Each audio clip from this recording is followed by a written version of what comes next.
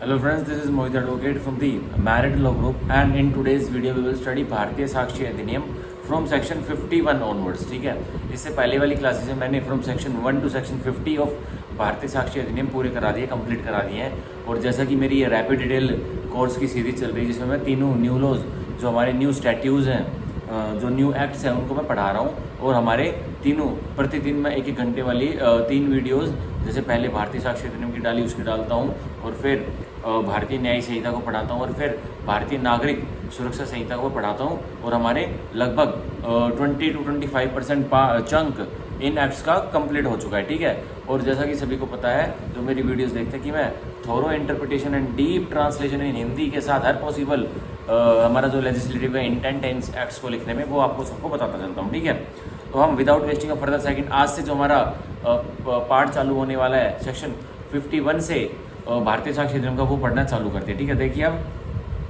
Section 51 ये part 3 है। ये सेक्शन 51 से पार्ट 3 चालू हो जाता है, जो कि बताता है ऑन प्रूफ कि किस किस के लिए सबूत नहीं देने पड़ेंगे। ठीक है, ऑन प्रूफ मतलब ये पार्ट 3 प्रूफ के ऊपर है, सबूत के ऊपर। अब देखिए इसमें चैप्टर 3 है ये facts which need not be proved, वो वाले तथ्य जिनको साबित करने की कोई जरूरत नहीं है। तो अब देखिए वो कौन कौन से हैं। सेक्शन 51 और भारतीय साक्ष्य अधिनियम में पढ़ने वाला हूँ। Facts judicially noticeable need not be proved, जो फैक्ट्स जो तथ्य जुडिशरी को अपनी आंखों से दिख रहे हैं, जो जुडिशरी अपने सेंसेस से परसीव कर लेगी, उनको प्रूव करने की, उनको साबित करने की कोई जरूरत नहीं है। ठीक है, अब वो जो लिस्ट आएगी वो सेक्शन 52 में आएगी, तो अगर वो उनसे रिलेटेड कोई तथ्य है तो उनको साबित करने की कोई जरूरत नहीं है। अब हम सेक्शन 51 की बॉडी पढ़ते, देखिए no fact of which the court will take judicial notice need be proved, कोई भी तथ्य जिसका कोर्ट अदालत सो मोटो स्वयं इच्छा से जुडिशियल नोटिस, मतलब क्या जुडिशियल नोटिस ले लेगी, मतलब उसको खुद साबित करवाने की जरूरत नहीं समझेगी। कोर्ट अपने आप ही उस फैक्ट को अपने पास मंगवाकर और खुद ही समझ लेगी कि ये तथ्य तो साबित करने की जरूरत ही नहीं है। तो क्यों? क्योंकि इस पर कोर्ट ने खुद ही सो मोटो जुडिशियल नोटिस ले लिया। ठीक है, मतलब संज्ञान ले लिया जुडिशली। ठीक है, तो उस तथ्य को फिर साबित करने की जरूरत नहीं है, वो भी किसी भी पार्टी को। ठीक है, तो ये था हमारा सेक्शन 51 जो कि जनरल डिक्लेरेशन देता है। अब सेक्शन 52 पूरी लिस्ट बताता है कि वो कौन कौन से तथ्य हैं जिनका कोर्ट अदालत जुडिशियल नोटिस ले सकता है। ठीक है, अब section 52 of Bharatiya Sakshya Adhiniyam, facts of which court shall take judicial notice, अब वो कौन से तथ्य हैं जिनका अदालत जुडिशियल नोटिस लेगी। अब सेक्शन 52 का subsection 1, the court shall take judicial notice of the following facts, तो जो अदालत है वो जुडिशियल नोटिस लेगी इन निम्नलिखित तथ्यों का। ठीक है, नेमली, अब वो क्या क्या है उनके नाम। A, all laws in force in the territory of India, हर वो कानून जो एनफोर्समेंट में है, और कहाँ एनफोर्समेंट में है, भारतवर्ष की टेरिटरी में, उसका संज्ञान, उसका जुडिशियल नोटिस खुद ले लेगी, कोई भी पार्टी को साबित करने की जरूरत नहीं है। अब देखिए including laws having extra territorial operations, और वो वाले लॉज भी जिनका एनफोर्समेंट तो इंडिया में है पर उस लॉ की एक्स्ट्रा टेरिटोरियल ऑपरेशन है, मतलब वो कोई बाहर के देश के साथ ट्रीटी भी हमारी इंडिया के किसी कानून की हुई पड़ी है, तो उस लॉ का भी जो कोर्ट है इंडिया में वो जुडिशियल नोटिस ले लेगी, और किसी भी पार्टी को, दल को जो एक केस किया है उसको साबित करने की जरूरत नहीं हो। ठीक है, बी, इंटरनेशनल ट्रीटी एग्रीमेंट और कन्वेंशन विद कंट्री, कोई इंटरनेशनल ट्रीटी है, कोई इंटरनेशनल ट्रीटी मतलब कोई समझौता है या कोई करारनामा है या कोई कन्वेंशन है किसी फॉरेन कंट्री के साथ, मतलब किसी देश के साथ। ठीक है, और कंट्रीज बाय इंडिया, या फिर बहुत सारे देशों के साथ इकट्ठे में एक ट्रीटी है, एग्रीमेंट है, कन्वेंशन है, किसका, भारतवर्ष का और विदेशी देशों के साथ। अब देखिए, और decisions made by India at international associations, या फिर कोई इंटरनेशनल एसोसिएशन हो रखी थी, तो भारतवर्ष के रिप्रेजेंटेटिव वहाँ जाके, जो ऑफिशियली फॉरेन मिनिस्टर होते हैं यूनियन की, वो वहाँ जाके कोई डिसीजंस लेते हैं, कोई निर्णय लेते हैं, तो उसके बारे में भी कोर्ट को संज्ञान जुडिशियल नोटिस लेना पड़ेगा, कोई भी पार्टी उसको साबित नहीं करेगी। ठीक है, और अदर बॉडीज, या फिर कोई भी अदर बॉडीज ने मतलब डिसीजन लिए हैं इंटरनेशनल एसोसिएशन में, जो कि भारतवर्ष के रिप्रेजेंटेटिव ने किए हैं, या फिर भारतवर्ष से जुड़ी हुई अदर बॉडीज ने वो डिसीजन लिए हैं इंटरनेशनल एसोसिएशन में, तो उसका भी कोर्ट जुडिशियल नोटिस ले लेगी, 100 मोटो। ठीक है, किसी भी पार्टी को वो साबित नहीं करना। C, the course of proceeding of the constituent assembly of India, अब क्या प्रक्रिया का दौर रहा था जब हमारा भारतीय संविधान लिखा गया था, और भारतीय संविधान जिसने लिखा था कॉन्स्टिट्यूएंट असेंबली की क्या प्रक्रिया रही थी, तो वो सारी की सारी प्रक्रिया को हमारे कोर्ट को जुडिशियल नोटिस लेना पड़ेगा और वो खुद ही ले लेगी, सो मोटो ले लेगी। किसी पार्टी को कॉन्स्टिट्यूएंट असेंबली में क्या प्रक्रिया हुई थी हमारे भारतीय संविधान से रिलेटेड, वो प्रूव करने की, साबित करने की जरूरत नहीं है। अब देखिए, of parliament of India and the state legislature. अब क्या, और जो संसद है हमारे भारतवर्ष का, उसमें क्या प्रक्रिया चल रही है, उसका भी भाई जुडिशियल नोटिस ले लेगी कोर्ट, लेकिन वो भी किसी पार्टी को साबित करने के लिए नहीं बोलेगी।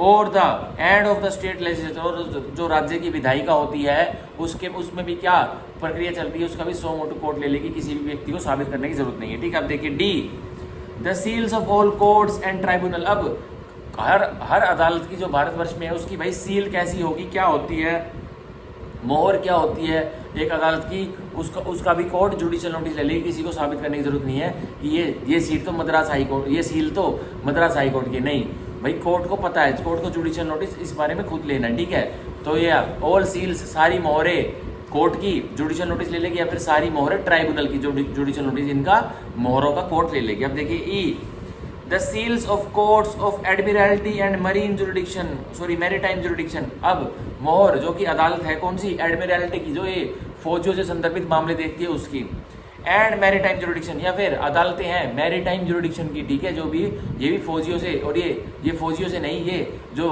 जो पानी वगैरह में, ओशियंस में ऑफेंसेस, अपराध वगैरह होते हैं, उसकी मैरीटाइम जुरिडिक्शन होती है, क्षेत्रफल होता है कोर्टों का। तो वो देखिए, नोटरीज पब्लिक, और हर सील, हर मोहर जो कि नोटरी पब्लिक की है, जो ये नोटरी बैठते हैं ना कोर्ट में, एडवोकेट ही होते हैं भी, तो इनकी सील का भी जुडिशियल नोटिस ले कि ये नोटरी पब्लिक है नहीं है। आप देखिए, and all seals with which any person is authorise to use by the constitution, या फिर हर वो मोहर जिसको एक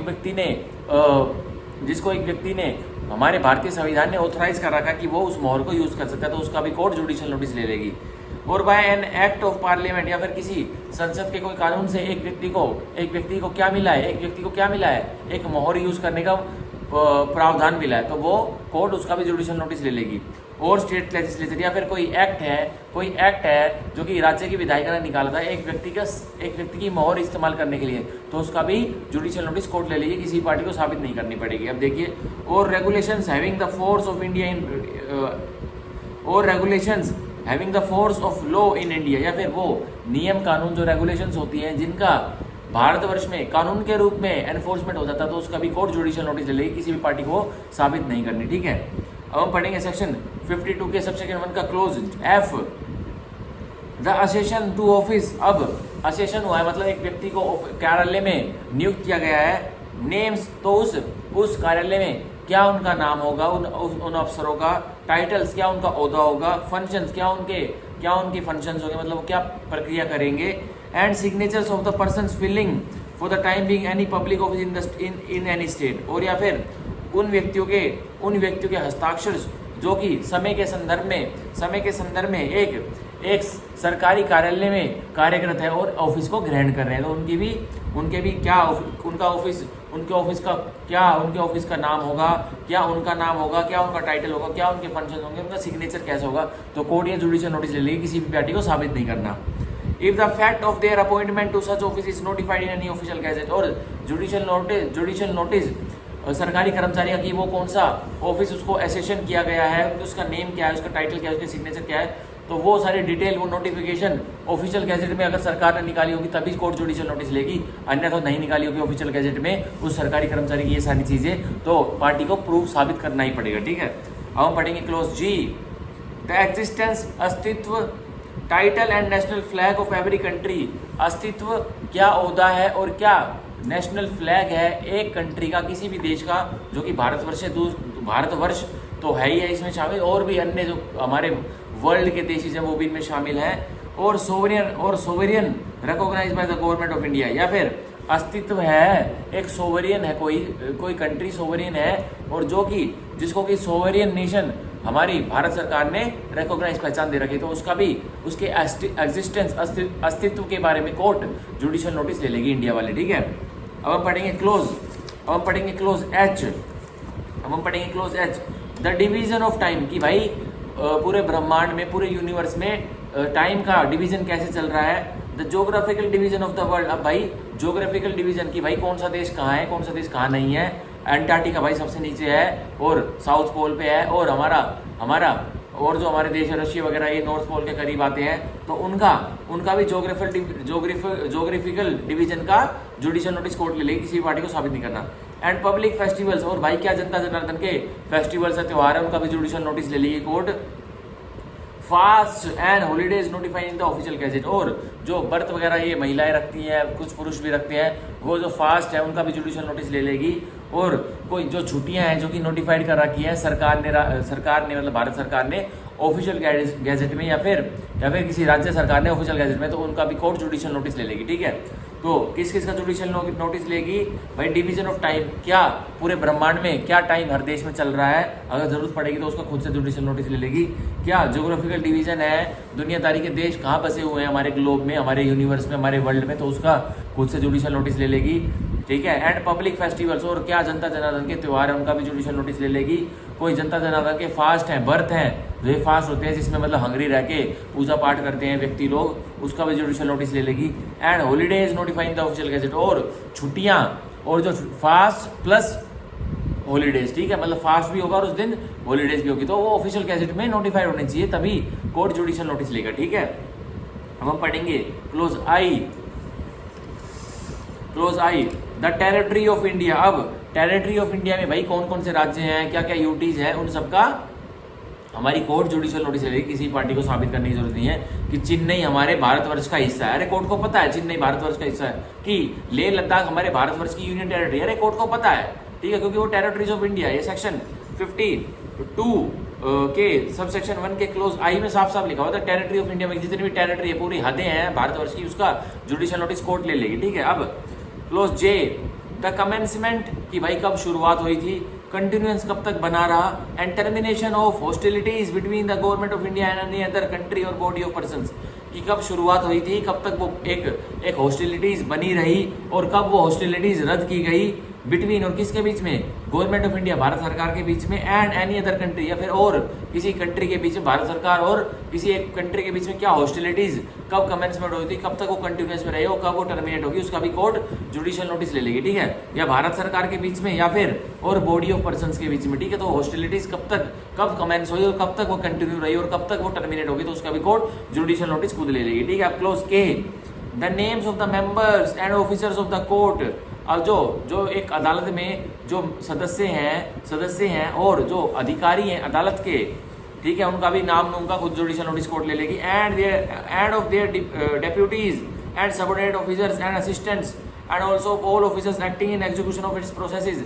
अब भाई कोर्ट के कामों में जितने भी व्यक्ति लगे हुए हैं ना, जो एम्प्लॉई हैं कोर्ट के, जो जूनियर है, सबऑर्डिनेट है, तो उनके भी नाम उनका क्या, उनके फंक्शन से उनका कोर्ट जुडिशियल नोटिस खुद रखेगी। कोई साबित करके नहीं देगा कि सिविल एलिमेंट का काम है कि सिविल केसेस में नोटिस वगैरह और फाइल के डॉक्यूमेंट वगैरह जो भी रिक्वायर है उसको सेटल करके, मतलब उनको अच्छे से पैगिनेटेड करके कोर्ट फाइल में रखे, ताकि किसी भी पेज पेपर में मतलब वो मिक्स ना हो जाए। ठीक है, तो सिविल एलिमेंट की क्या ड्यूटी होती है, हर कोर्ट के नीचे 2 एलिमेंट होते हैं, उनको बोलते हैं एलमद, जो कि एलमद रूम में मिलेंगे। अब जैसे अगर बाई चांस मैं जज लगता हूं तो मेरे भी 2 एलमद राज्य सरकार मेरे को देगी, एक सिविल एलमद होगा, एक क्रिमिनल एलमद होगा, ये व्यक्ति होते हैं। अब सिविल एलमद का क्या काम होगा, जो मेरे कोर्ट में, जो मोहित डागर जज साहब के कोर्ट में बाई चांस मैं बना, तो मेरे कोर्ट में जितने भी अब सिविल केसेस आएंगे, तो अब क्या होगा, वो सिविल एलमद मेरे पास आ जाएंगे, मैं उनकी डेट वगैरह लगा के जो कार्रवाई करनी है उसको मैं साइड में रख दूंगा। और सिविल एलमद क्या होता है, रिकॉर्ड कीपर होता है कोर्ट का, वो उन फाइल्स को अब संभाल कर भी तो रखेगा, वो सारी की सारी कोर्ट में थोड़ी पड़ी रहेंगी भाई, अब अगले दिन की अगली फाइल आएंगी। तो अब सिविल एलमद का काम होता है कि वो सिविल फाइल के रिकॉर्ड्स को संभाल करके रखेगा अपने रूम में, और उनमें कोई प्रोसेसेस, कोई नोटिस वगैरह, कोई सम्मन वगैरह कटवाने, तो वो ही काट कर देगा। वकील साहब जो आते हैं वो सम्मन वगैरह के लिए अप्लाई करते हैं, तो सिविल एलमद ही काट करके सम्मन देता है वो। अब वकील साहब खुद अपने हाथों से लिख कर सम्मन नहीं भेजते, तो सिविल एलमद से कोर्ट की मोहर वगैरह, सिग्नेचर वगैरह जज साहब की करवाते हैं, तभी सम्मन जाता है। ठीक है, और एक क्रिमिनल एलमद भी होता है, जो कि सारी मेरी कोर्ट की क्रिमिनल फाइल्स रहेंगी, जिन अपराधियों को मैं ट्राई कर रहा हूँ, उस कोर्ट की सारी जो रिकॉर्ड रहेगा क्रिमिनल फाइल्स का, वो क्रिमिनल एलमद रखेगा। ठीक है, तो वो ही अब क्या, कौन से गवाह को बुलाना है, कौन से डॉक्टर साहब को बुलाना है, क्या किसको बुलाना है, वो क्रिमिनल एलमद के पास वकील साहब, प्रोसिक्यूशन और अक्यूज का वकील अप्लाई करेगा, तभी बुलाया जाएगा। ठीक है, तो ये था हमारा सेक्शन 52 का सब सेक्शन 1 का क्लोज के। अब हम पढ़ेंगे सेक्शन 52 का क्लोज सबसेक्शन 1 का close L, the rule of the road on land. तो क्या नियम है, क्या कानून है, रूल क्या है जो कि रास्ते पर है, मतलब जो रास्ता लैंड पर, मतलब जो हमारी सड़क वगैरह उस पर क्या रूल्स होते हैं, मतलब ट्रैफिक रूल ऑब्वियसली।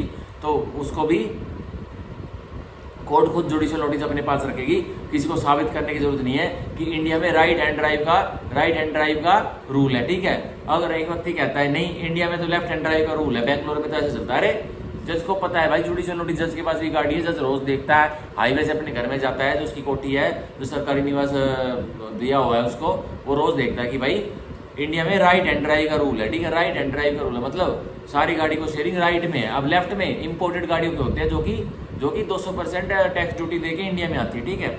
अब देखिए the rule of the road on land और एट सी, कि क्या नियम कानून है जो रास्ता लैंड पर है, मतलब जमीन पर है, मतलब ये सड़क रास्ते, और या फिर कोई रूट बना रखा है, मतलब किसमें, सी में, समुद्र में, ठीक है। तो उसके भी रूल अपनाइए कि भाई अब समुद्र में तो ये जहाज वगैरह चलती है, तो ये भी तो कोई रूल नियम कानून फॉलो करती है, ये भी तो एक अपनी प्रोटोकॉल जो इनकी लाइन है, जहाँ एक सी ने रास्ता बना रखा है, एक मतलब नेविगेशन के थ्रू रास्ता बनाते हैं, उसी पे चलते हैं ना। ये थोड़ी ऐसे थोड़ी है कि एक बोट वहाँ चल रही है, एक बोट वहाँ चल रही है, दोनों की टक्कर हो जाएगी भाई, उनका भी रास्ता बनता है। जैसे एयर रूट हमारा होता है ना, जो ATS, ये एयर टावर वाले बताते हैं, जो एयर ट्रैफिक कंट्रोलर होते हैं, ATC वाले होते हैं, ये बताते हैं कि भाई कहाँ प्लेन उड़ सकती है, कौन सा रास्ता फ्री है, क्या नहीं है। तो ऐसे सी के भी वो होते हैं, ठीक है, सी के भी STC होते हैं, ठीक है, सी ट्रैफिक कंट्रोलर होते हैं, ठीक है। तो ये हमारा हुआ क्लोज एल।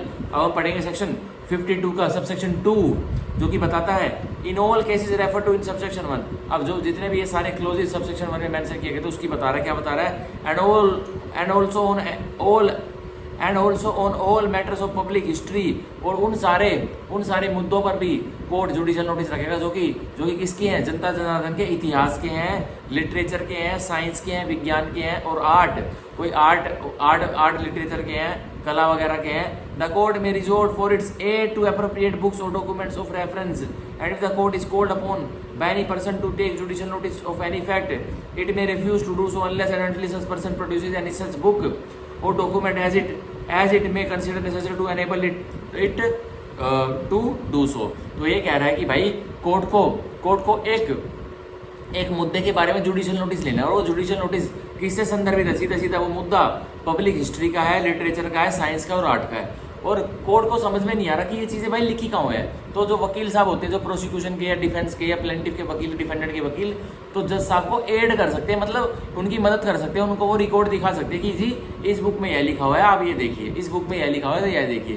तो कोर्ट ऐसे में ही उनकी जो उन्होंने जो प्रोड्यूस किए हैं जो दस्तावेज, उनके बिहाफ पर जुडिशियल नोटिस ले लेगा, ठीक है, उनके बिहाफ पर जुडिशियल नोटिस ले लेगा। तो इसका मतलब ये नहीं है कि वो साबित कर रहे इस चीज़ को, नहीं साबित नहीं कर रहे, वो बस जो साहब उनसे एड के लिए मांग रहे हैं कि हाँ भाई बताओ कौन सी बुक में लिखा हुआ है जो आप कह रहे हो कि चेन्नई में ये वाला रीति रिवाज है, भाई तमिलनाडु में ये वाला रीति रिवाज है, गुड़गांव के सिरसा में ये वाला, सॉरी हरियाणा के सिरसा में ये वाला रीति रिवाज फॉलो होता है। तो उन वकील साहबों से सबसे वो बुक वगैरह के लिए जो किताब वगैरह जिसमें लिखा हुआ है, कोई दस्तावेज है, डॉक्यूमेंट है, उसमें लिखा हुआ है ये सारी चीज़ें, जो तथ्य लिखे हुए हैं, तो उसको पढ़ के एड ले लेगी, उनसे मदद ले लेगी और उसको जुडिशियल नोटिस ले लेगी। अगर वो नहीं दे पाए तो वो जुडिशियल नोटिस नहीं लेगी, वो कहीं लिखा ही नहीं हुआ, आप झूठ बोल रहे हो। तो ठीक है, ये था हमारा सेक्शन 52 का सबसेक्शन 2 जो कि हमने पढ़ा, ठीक है। तो मतलब सीधा साबित नहीं करवाएगी, बस एड ले लेगी, रिजोर्ट करेगी, एड ले लेगी, मतलब मदद ले लेगी कोर्ट जुडिशियल नोटिस के लिए। कोई बुक्स वगैरह या दस्तावेज कोर्ट को लेने हैं जो कोर्ट को मिल नहीं रहे हैं, तो उनसे मंगवा लेगी, ठीक है। तो इसका मतलब ये नहीं है कि वो साबित कर रहे हैं इस चीज़ को, नहीं साबित नहीं कर रहे, बस वो एड कर रहे हैं वो वकील साहब, जज साहब को जुडिशियल नोटिस लेने में, ठीक है।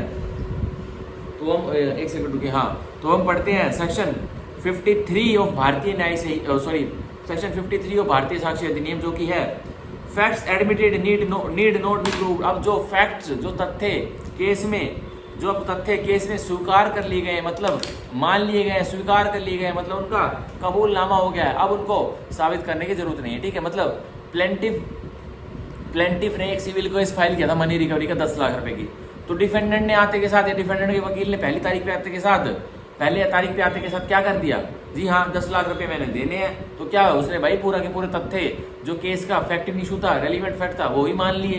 तो अब क्या ही प्लेंटिफ अपने केस को साबित करेगा। पर फिर भी कोर्ट के पास डिस्क्रिप्शन होती है कि भाई कोई बात नहीं, डिफेंडेंट ने मान लिया, पर आप अपने केस को साबित करो, कोर्ट या उस प्लेंटिफ को बोल सकती है। ठीक है, हमें अब सेक्शन 53 में यही रूल्स देखने को मिलेंगे। अब देखिए, बॉडी पढ़ रहा हूं मैं सेक्शन 53 की। No fact needs to be proved in any proceeding. कोई भी तथ्य प्रूव करने की, साबित करने की जरूरत नहीं है किसी भी प्रक्रिया में, which the parties thereto, जो कि उस प्रक्रिया की पार्टी है। और पार्टी कैसी है, देयर टू मतलब एज इट इज, जो पार्टी है वो ही है। और their agents agree to admit, या फिर उनके एजेंट्स, उन पार्टीज के, उन दलों के जो एक सूट डाल रखा है, एक क्रिमिनल प्रक्रिया डाल रखी है, उन दलों के एजेंट्स एडमिट कर लेते हैं। देखिए, एग्री टू एडमिट, जो एडमिट करने के लिए या तो पार्टी, जो पार्टी है जिसने सूट डाल रखा है, क्रिमिनल प्रक्रिया चल रही है, वो एडमिट कर लेती है। ठीक है, एडमिट करने के लिए एग्री हो जाती है, या उनके एजेंट एडमिट करने के लिए मतलब कबूलनामा करने के लिए एग्री हो जाती है। ठीक है, एट द हियरिंग, कहाँ पर, कोर्ट की सुनवाई में। अब देखिए, और विच, या तो वो बिफोर द हियरिंग, हियरिंग से पहले, सुनवाई से पहले कोर्ट में, they agree to admit by any writing under the hands. तो पार्टीज जो पार्टीज है सिविल सूट की, क्रिमिनल केस की, वो रेडी हो जाती है, वो तैयार हो जाती है सुनवाई से। कोर्ट में सुनवाई भी हुई नहीं है, उससे पहले की कार्रवाई चल रही है पार्टीज के बीच में कि वो पार्टीज रेडी हो जाती है कि वो क्या करेंगी, they agree to admit by any writing under the hands. वो एडमिट कर लेती है, वो स्वीकार, वो कबूल करने के लिए अब लिखित में एक करारनामा, एक लिखित में कोई डॉक्यूमेंट, दस्तावेज रेडी कर देते कि हाँ भाई कोर्ट में जो सुनवाई होगी, मैं ये आज तेरे को लिख के दे रहा हूँ, मैं वहाँ एडमिट कर लूंगा, कबूल कर लूंगा, हाँ मेरे को तेरे को पैसे देने। तो ये भी हो सकता है। आप देखिए, और which by any rule of pleading in force at the time they are deemed to have admitted by their pleading. या फिर कोई प्लीडिंग, अब सीपीसी में ऑर्डर 6 में प्लीडिंग्स के रूल दे रखे, तो यही बोल रहा है कि प्लीडिंग्स के कोई रूल ऐसे हैं जिनसे समय के संदर्भ में जो कि क्या कह रहे हैं, which by any rule of pleading in force at the time they are deemed to have admitted by their pleading। तो अगर वो प्लीडिंग, जैसे इंटेरोगेटरीज में एक वकील साहब इंटेरोगेटरीज देते हैं, ऑर्डर 11 में हमारे इंटेरोगेटरीज दी गई है सीपीसी में, तो उसमें इंटेरोगेटरीज में क्या होता है भाई, एक वकील साहब प्लेंटिफ के वकील साहब डिफेंडेंट को इंटेरोगेटरीज डिलीवर कर देते हैं, पहले कोर्ट में दिखाते हैं, अब कोर्ट वो डिफेंडेंट के वकील साहब को दे देती है। और इस इंटेरोगेटरीज में क्या लिखा होता है कि भाई क्या क्या चीज आप एडमिट कर रहे हो और क्या क्या चीज आप एक्सक्लूड नहीं कर, मतलब एडमिट नहीं कर रहे, तो उसका जवाब देना पड़ता है डिफेंडेंट के वकील को। अगर जवाब नहीं दिया ना, फिर बाद में जो उसने जवाब नहीं दिया तो वो साबित वो चीज नहीं कर सकता। इंटेरोगेटरीज में जवाब देना पड़ता है एक चीज का। ठीक है, तो यही कह रहा है, कोई ऑर्डर 6 सीपीसी में कोई प्लीडिंग से जो रूल दे रखे हैं ना ऑर्डर 6 सीपीसी में, तो उसके तहत कोई प्लीडिंग से तहत कोई चीज, कोई मुद्दा एडमिट हो रहा है केस में, सिविल प्रोसीडिंग में, तो वो भी एडमिट मान लिया जाएगा केस की सुनवाई के दौरान। ठीक है, तो सेक्शन 53 का प्रोवाइजो हम पढ़ेंगे। प्रोवाइडेड द कोर्ट में, अब बताया गया है कि अदालत में उसकी डिस्क्रिप्शन करवा भी सकती है, नहीं भी करवा सकती। क्या, इन इट्स डिस्क्रिप्शन, वही मैंने तो बताया था, अदालत की डिस्क्रिप्शन मतलब पावर है फुल, क्या करवाएगी, require the facts admitted to be proved, मांगेगी कि जो फैक्ट्स, जो तथ्य साबित, जो तथ्य कबूल कर लिए गए एक पार्टी ने, तो दूसरी पार्टी जिसके फेवर में वो तथ्य दूसरी पार्टी ने कबूल किए, वो पार्टी उसे साबित करे। अब देखिए, otherwise than by such admission, तो उन स्वीकारोक्ति, उन कबूलनामों के अदरवाइज एक पार्टी उन तथ्यों को साबित करे। अब मान के चलिए एक व्यक्ति है ए और एक व्यक्ति है बी, तो ए ने बी के ऊपर केस डाल रखा मनी रिकवरी का कि भाई बी को जज साहब मेरे 10 लाख रुपए देने, और उसने प्लेंट डाल रखा है, एक सिविल सूट डाल रखा है। अब आती है सुनवाई की बारी, उसको बी को नोटिस वगैरह जाते, सम्मन वगैरह जाते कि आ जाओ कोर्ट में भाई, जवाब दो, अपने रिप्लाई वगैरह, पीएफ वगैरह जो प्रोसेस है वो अप्लाई करो और जो आओ और जवाब दो, अपनी रिटर्न स्टेटमेंट वगैरह लेके आओ, जो ए ने तुम्हारे ऊपर बी पे सूट डाला। तो बी आती है, कोई रिटर्न स्टेटमेंट वगैरह कुछ नहीं लेकर, खुद आता है, कोई वकील भी नहीं करता, खुद आके कहता है जी सर मेरे को इसको पैसे देने हैं, मैं अपनी लाइबिलिटी मान रहा हूँ। तो अब क्या हुआ, बी ने आते साथ कोर्ट में एडमिशन दे दिया, मतलब जो फैक्ट इशू था उसके, इसका ए ने 10 लाख रुपए ले रहे थे, फैक्ट इशू क्या था, क्या मनी लेने हैं, ए ने बी को क्या वो मनी लेने हैं, तो यही फैक्ट इशू था। बी ने आती कह दिया कोर्ट में, एडमिशन दे दिया कि मेरे को भाई जज साहब ए के पैसे देने हैं, मैं दूंगा 10 लाख भी दूंगा और साथ में इंटरेस्ट भी दूंगा, पर मेरे पास अभी नहीं है।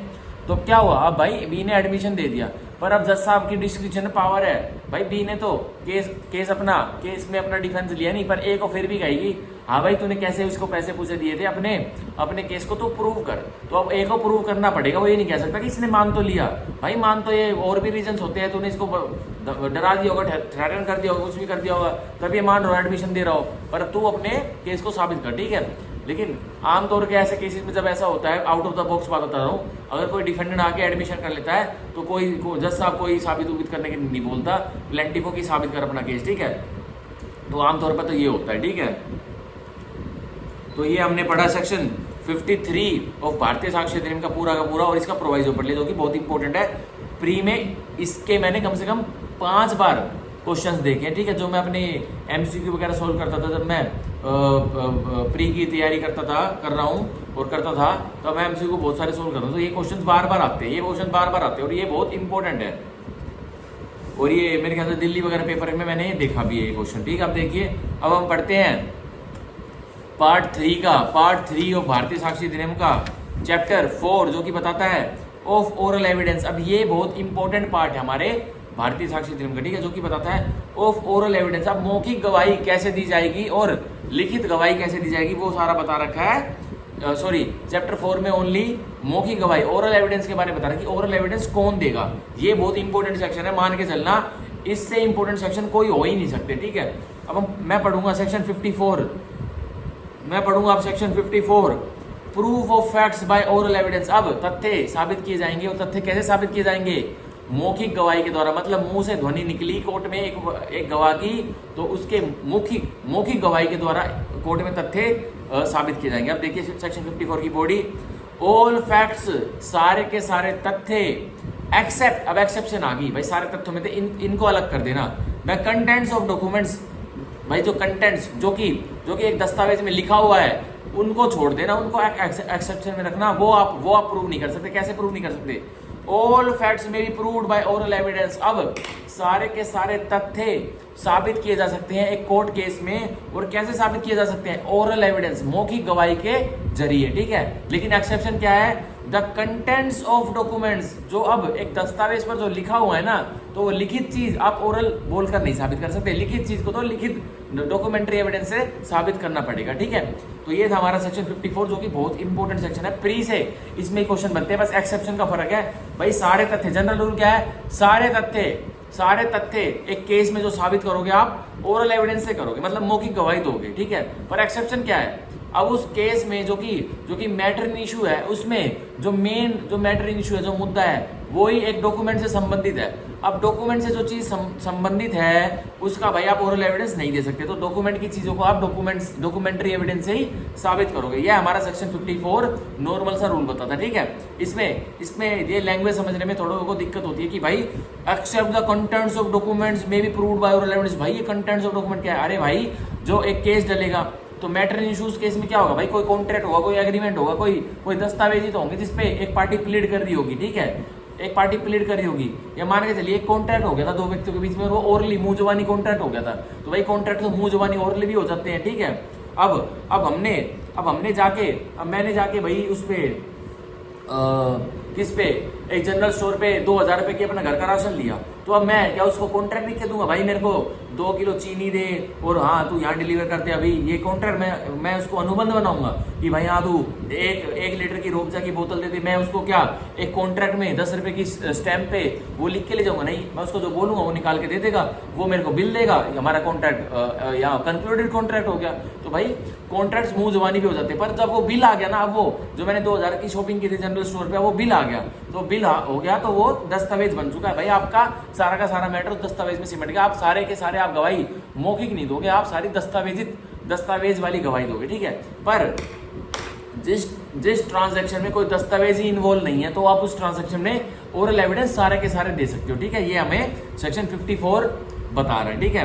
अब हम पढ़ेंगे सेक्शन 55, जो कि बहुत इंपॉर्टेंट है, ये समझना बहुत जरूरी है। और जिसने ये समझ लिया ना, उसको ओरल एविडेंसेस के रूल समझ में आ गए पूर्ण तरीके से, ठीक है। तो अब हम पढ़ेंगे सेक्शन 55 ऑफ भारतीय साक्ष्य अधिनियम, जो कि बोलता है oral evidence to be direct. अब जो मौखिक गवाही होगी वो डायरेक्ट होगी, वो घुमा फिरा के इधर उधर से नहीं होगी, सीधा जो मुद्दा है उसके बारे में ही होगी, ठीक है। इफ बट नहीं होगा।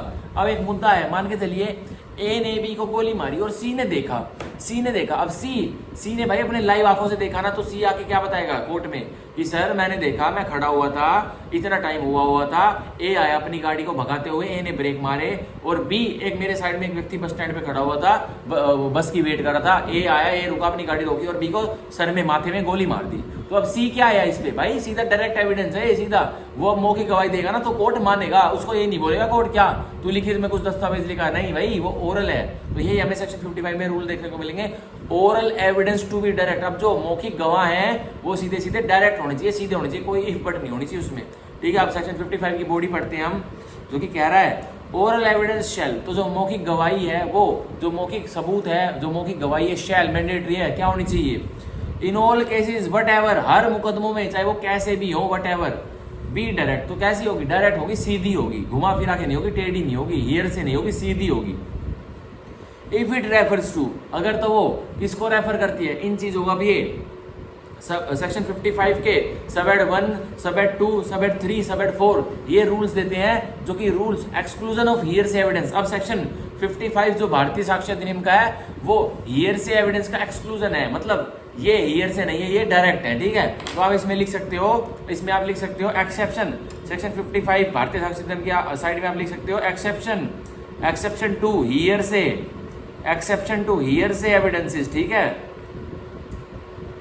आप ये लिख लीजिए। अब हम पढ़ेंगे सेक्शन 55 का सब हेड 1, सेक्शन 55 का क्लोज 1, जो कि बताता है कि अब भाई मौखिक गवाही डायरेक्ट तो होगी, पर वो किसको रेफर करेगी, किससे संदर्भ करेगी वो मौखिक गवाही। अब इनमें बता रखे हैं जो क्लोज 1 में, 2 में, 3 में, 4 में ये संदर्भ दे रखे हैं, इनसे ही इनकी ही मौखिक गवाही होनी चाहिए, अन्यथा किसी की मौखिक गवाही नहीं चलेगी कोर्ट में। अब देखिए close 1, a fact which could be seen, अब एक तथ्य जो कि देखा जा सकता है, it must be the evidence of a witness who says he so it. तो अब एक तथ्य देखा जा सकता है तो गवाही अब उस तथ्य के बारे में ओरल गवाही, और वो भी डायरेक्ट रूप से कौन देगा, वो गवाह देगा जिसने की जो कि कहता है कि मैंने उस तथ्य को खुद अपनी आंखों से देखा है, ठीक है। और नहीं देगा कोई सा, और तो सारे लिखित देंगे, लेकिन मान के चलिए ए ने बी को गोली मारी और सी ने अपनी आंखों से देखा कि ए ने बी को गोली मारी, तो अब यहाँ सी कैसी गवाही देगा, डायरेक्ट देगा, क्योंकि उसने अपनी आंखों से देखा है एक तथ्य को होता हुआ। तो भाई अब तथ्य क्या है, अब फैक्ट इशू क्या है, सीधा सीधा did by A is firing, B is killed, B is murdered, तो ये फैक्ट इशू। अब सी आके कोर्ट में बता देगा, गवाही दे देगा, जी मैंने देखा था, मैं बस स्टैंड में खड़ा था, बी भी मेरे साइड में बस स्टैंड में खड़ा था, हम बस की वेट करते, ए आया अपनी गाड़ी को भगाते अपनी कार को भगाते और बस स्टैंड में रुका और बी के माथे में गोली मार दी। अब सी ने देखा लाइव सब कुछ पूरा ये कार्यक्रम, तो अब सी कोर्ट में जाके गवाही देगा और कहेगा कि I saw it and I am giving oral evidence, तो इट इज ओके, ठीक है। अब हम पढ़ेंगे सेक्शन 55 का clause 2, a fact which could be heard, अब एक तथ्य जो कि सुना जा सकता है, it must be the evidence of a witness who says he heard it. तो अब जो फैक्ट, जो तथ्य सुना जा सकता है, अब वो ही व्यक्ति गवाही देगा जो कि कहता है कि हाँ मैंने ये तथ्य सुना था, मतलब दो व्यक्तियों के बीच में ये बातें हो रही थी, तो वही गवाही देगा। अब मान के चलते हैं ए किसी बी से कहता है, भाई मैंने किसी ए बी से कहता है कि ए कहता है ए के बोल है, ए किसी बी से कहता है, क्या कहता है कि भाई बी मैंने एक जेड की कल रात को मैंने शराब उराब पी होगी थी, मैंने एक जेड की गोली मार के हत्या करी। तो ये स्टेटमेंट ए ने बी को दी, ठीक है, बी को दी। अब ए और बी दोस्त है भाई, बी तो कोर्ट में नहीं आता, पर क्या हुआ, अब जो ए और जो बी के बीच में कम्युनिकेशन हो रही थी वो कोई सी भी सुन लेता है, डायरेक्टली सुनता है। अब वो तथ्य अगर सी आगे कोर्ट में ओरल एविडेंस देगा तो ये मानने जाएगा, बिल्कुल ओके एविडेंस होगा, ठीक है। ये कोई एक्सक्लूजन ऑफ हियर से एविडेंस नहीं होगा, उसने भाई डायरेक्टली सुना था। लेकिन अब इसमें थोड़ा ट्विस्ट है, अब ए ने जैसे बी को बताया कि भाई ए ने बी को बताया कि भाई बी कल मैं रात को आ रहा था एक जगह से, मैंने शराब उराब पी हुई थी, मैं पार्टी करके आया था और मैंने एक व्यक्ति को गाड़ी से उड़ा दिया और मैं अपने घर में आके सो गया। अब भाई देखते अगला दिन, अब देखो क्या होगा। अब क्या होता है, अब ये बात जो ए बी से कर रहा है किसी सी ने सुन ली, अब सी ने खुद जाके अब कोर्ट में जरूरत नहीं समझेगा वो जाने की, पर सी अब किसको बताएगा, डी को बताएगा। अब डी ने बताई ई को, अब ई कोर्ट में जा रहा है ये बात साबित करने के लिए कि भाई मैंने सुना था, ए ने बी को बोला कि मैंने कल रात को आ रहा था पार्टी से और मैंने एक व्यक्ति को गाड़ी से उड़ा दिया। अब क्या ई का ये एविडेंस डायरेक्ट एविडेंस होगा, बिल्कुल भी नहीं होगा। अब ये डी का एविडेंस, ये ई का एविडेंस हियर से एविडेंस पे फॉल करेगा, सुनी सुनाई गवाही वो दे रहा है, ठीक है। अब सी जो हमारा व्यक्ति अगर डायरेक्ट उसने सुना था, ए ने जो बोला बी को, अब सी अगर कोर्ट में जाके कहता तो यही ओरल एविडेंस होता, यही ओरल एविडेंस मौखिक गवाही होती, ठीक है। तो ये था हमारा अब सेक्शन 55 का क्लोज 2। अब हम पढ़ेंगे सेक्शन 55 का क्लोज 3, जो कि बताता है अ fact which could be perceived by any other sense. अब एक तथ्य जो कि परसीव महसूस किया जा सकता है किसी और सेंस से। अब हमारी ह्यूमन बॉडी में 5-6 तरह की सेंसेस होती है। अब भाई 2 तरह की सेंसेस तो ये देखा, हर्ड, सुना, ये तो 2 तरह की सेंसेस तो क्लियर कर दी। अब और तरह की सेंसेस कौन सी होती है? फील, महसूस किया, ठीक है। और कौन सी होती है? टेस्ट, भाई कुछ टेस्ट किया। स्मेल, भाई कुछ चीज स्मेल की। तो ये तीनों तरह की सेंसेस और होती है। तो कह रहा है कोई और अन्य तथ्य है जो कि इन तीनों सेंसेस से या और भी रेजोनेटरी सेंसेस होती होंगी उनसे अगर कोई परसीव किया गया है, महसूस किया गया है, तो वो तथ्य आप देखिए। और in any other manner in it must be the evidence of a witness who says he perceived it by that sense और इन दैट मैनर। या फिर और कोई और अन्य तरीका है जिससे एक व्यक्ति ने जो ये सेंसेस इनके थ्रू तो परसीव नहीं किया, पर कोई और अन्य तरीका है। अन्य तरीका अब क्या हो सकता है? अन्य तरीका अब क्या हो सकता है भाई? एक डीफ एंड डम कोई व्यक्ति है, तो वो एक डीफ व्यक्ति है, मान के चलो कोई बहरा व्यक्ति है। अब बहरा व्यक्ति तो भाई चीजों को हर्ट नहीं कर सकता, पर बहरा व्यक्ति अब क्या कर सकता है? मान के चलो ए और बी, ए कोई रात को एक व्यक्ति को कुचल के आया गाड़ी के नीचे। अब वो एक बी को स्टेटमेंट दे रहा है जो उसका दोस्त है कि भाई रात को मैं शराब वराब पी के आया था, पार्टी पूरी करके, तो मैंने एक व्यक्ति को कुचल दिया अपनी गाड़ी के नीचे।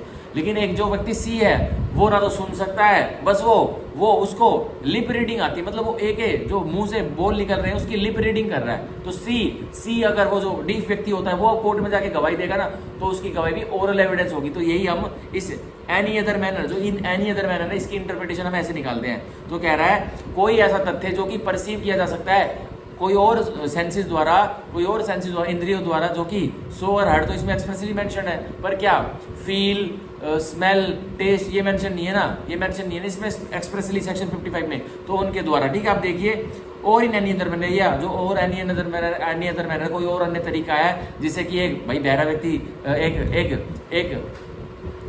एक बहरा व्यक्ति लिप रीडिंग करता है, वो एनी अदर मैनर में फॉल करेगा। ठीक है। एक क्या हो गया? एक अंधा व्यक्ति, एक ब्लाइंड व्यक्ति कैसे परसीव कर रहा है? भाई वो सुनकर परसीव कर रहा है। अब वो ये नहीं कह सकता कि भाई मैंने तो उनको देखा नहीं, कोई बात कर रहे थे, लेकिन वो उनकी आवाज पहचान जाएगा। जैसे कोर्ट में वो बहरा व्यक्ति, वो अंधा व्यक्ति, ब्लाइंड व्यक्ति आके गवाही देगा कि सर एक व्यक्ति ने मेरे को अच्छे से सुना था, मैंने उस दिन कि कोई व्यक्ति था, उसने बोला एक व्यक्ति को कि मैंने एक व्यक्ति को रात को गाड़ी से कुचल के मार डाला है। तो अब क्या होगा? कोर्ट उस अक्यूज को कोर्ट में लेके आएगी और उसकी भाषा, उसकी बोल बुलवाएगी। अब अगर उस अंधे व्यक्ति ने उसके बोल को रिकॉग्नाइज कर लिया, भाई उसको तो उसके फेस को तो रिकॉग्नाइज नहीं कर पाएगा क्योंकि वो ब्लाइंड है। तो अब उस अंधे व्यक्ति ने क्या किया? उसके बोल को, उसकी भाषा। अब इनमें भाई जो ये ब्लाइंड होते हैं, जो ये डीफ होते हैं, जो ये डम होते हैं, इनमें इन्हीं चीज़ों की कमी होती है, पर ये एक्टिव बहुत होते हैं। ये भाई इनमें इतनी एक्यूरेसी आ जाती है इन चीज़ों को प्रैक्टिस करते हुए। आप एक ब्लाइंड व्यक्ति के आगे कभी भी देखना, आप लिप रीडिंग वो कर लेगा तुरंत। भाई वो 10-20 साल से ब्लाइंड है और वो तुरंत कर लेगा। ठीक है, वो 10-20 साल से डीप है तो वो तुरंत आपकी लिप रीडिंग कर लेगा। ठीक है, आपको बता देगा कि आप क्या बोल रहे हो, वो लिख के तुरंत बता देगा। और एक व्यक्ति जो कि ब्लाइंड है, अंधा है, तो वो आपके बोल को सुन लेगा और आप चाहे उससे 2 साल बाद मिलो तो वो आपको बता देगा आप वो भी व्यक्ति हो ना जिसने यह बोल बोले थे। ठीक है, तो ये होता है। तो अब क्या होगा? It must be the evidence of witness. तो अब वो गवाही उसी गवाह की होगी हु से, जो कि कहता है he perceived it by that sense, जिसने कि उन सेंस के द्वारा चीजों को परसीव किया। कौन सी सेंस के द्वारा? फील, टेस्ट, स्मेल के द्वारा। ठीक है, और इन दैट मैनर, या फिर उस तरीके से जो तरीका मैंने बताया कि डीफ व्यक्ति, ब्लाइंड व्यक्ति, डम व्यक्ति परसीव करते। ठीक है, अब हम पढ़ेंगे सेक्शन 55 का clause 4। An opinion an opinion, एक राय, और to the grounds on which that opinion is held, या क्या आधार है, क्या आधार है और कौन से आधारों पर ये ओपिनियन, ये राय हेल्ड की जा रही है। It must be the evidence of the person who holds that opinion. तो वो सीधा गवाही होगी उस व्यक्ति की जो कि वो ओपिनियन, वो राय होल्ड करता है, किसी और की नहीं होगी जो कि वो राय होल्ड नहीं करता। ठीक है, that opinion on those ground, और वो एक व्यक्ति की राय डायरेक्ट राय होगी जो कि बताता है कि ये मेरी राय है, सुनी सुनाई बातें नहीं होगी। ठीक है, ये सब 4 कहता है हमारा। तो अब इसका एग्जाम्पल लेते हैं। भाई एक साइंटिस्ट ने अपनी लाइफ में 40 साल इसी चीज़ों में निकाल दिया कि वो पॉइजन की स्टडी करता है, और वो कौन सी ह्यूमन बॉडी में कौन से पॉइजन देके किसी की डेथ हुई है वो उसका एक्सपर्ट है। तो अब वो साइंटिस्ट गवाही देगा कोर्ट में, और वो क्या गवाही देगा कि जी ये मेरी राय है और मेरी राय के ये आधार है, ये ग्राउंड है, क्योंकि मैंने 40 साल में कम से कम 5000 केस ऐसे देखे हैं जिस व्यक्ति की इस जहर से, सांप के काटने से इस जहर से डेथ हुई है। तो वो कह सकता है, वो अपनी राय बता सकता है कि मैं एक एक्सपर्ट हूँ, मैंने कम से कम कम से कम 50-60 हज़ार डेड बॉडीज को टेस्ट किया है और मैं बता सकता हूँ कि ये जहर से मौत हुई है, किसी सांप के काटने से मौत हुई है। तो अब क्या आधार है उसकी इस राय के, तो वो उन एक्सपेरिमेंट्स का ब्यौरा कोर्ट में दे देगा, तो वो माना जाएगा कि भाई वो व्यक्ति ओरल एविडेंस दे रहा है, तो वो व्यक्ति डायरेक्ट है, सीधा है गवाह, ठीक है। अब देखिए, अब हम पढ़ेंगे सेक्शन 55 का proviso. Provided the opinions of expert Inn express in any treatise commonly offered for sale. तो बताया गया है कोई राय एक्सपर्ट्स की, जो कि एक्सपर्ट्स गवाह होते हैं, उनकी राय एक्सप्रेस उन्होंने बयां की थी, और कहाँ बयां की थी, एक्सप्रेस की थी। ट्रीटाइज कॉमनली, कोई ट्रीटी में जो कोई लेख होते हैं, जो कि कॉमनली जो ज्ञान की चीजें उपलब्ध होती है मार्केट में, ये वो ट्रीटाइज है, वो कॉमनली ऑफर्ड फॉर सेल, और वो ट्रीटाइज आमतौर पर सेल के लिए जनता जनार्दन में लगाई गई थी, ठीक है।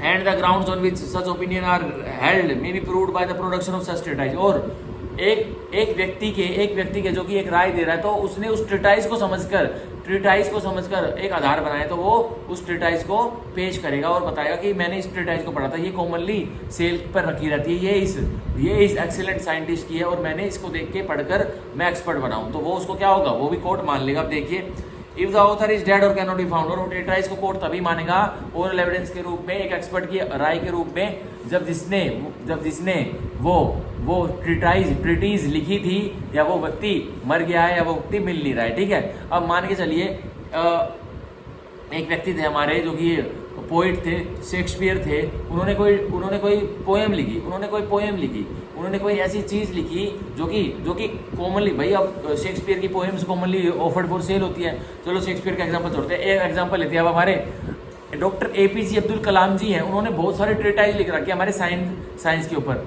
अब भाई उनकी ट्रीटाइज तो जगह जगह पर सेल पर ही मिलती हैं, तो एक व्यक्ति ने उनकी ट्रीटाइज समझकर पढ़कर बहुत सालों से स्टडी करी और एक आधार बना लिया, एक ग्राउंड्स बना लिया कि भाई इस थ्योरी का डॉक्टर APJ अब्दुल कलाम साहब ने यह सॉल्यूशन लिख रखा था। तो अब कोर्ट को वही व्यक्ति राय देता है एज एन एक्सपर्ट, ठीक है, क्योंकि कोर्ट उसकी राय मांगती है। तो अब वो आधार क्या देगा अपने, भाई वो APJ अब्दुल कलाम जी की ट्रीटाइज कोर्ट में ले आएगा कि सर इस ट्रीटी में ये लिखा हुआ है, और यही मेरे ग्राउंड से यकीन करने के, और ये कॉमनली ऑफर्ड फॉर सेल होती है।